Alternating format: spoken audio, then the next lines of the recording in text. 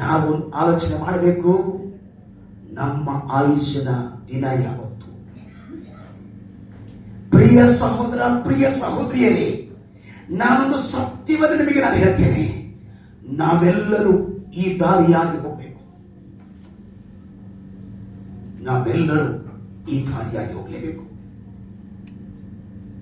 ಹುಟ್ಟುವ ಪ್ರತಿಯೊಬ್ಬನು ಸಾಯಬೇಕು ಎನ್ನುವುದು ಪರಿಶುದ್ಧ ಸತ್ಯವೇದ ಹೇಳಿರ್ತಕ್ಕಂಥ ಸತ್ಯವಾಗಿದೆ. ಇಬ್ರಿಯ ಬರೆದ ಪತ್ರಿಕೆ 9ನೇ ಅಧ್ಯಾಯ 27ನೇ ವಾಕ್ಯ ಹೇಳ್ತಕ್ಕಂಥದ್ದು,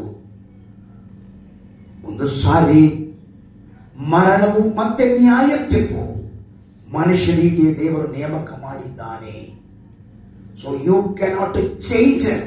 ನೀವು ಅದನ್ನು ಬದಲಾಯಿಸಲಿಕ್ಕೆ ಸಾಧ್ಯವಿಲ್ಲ.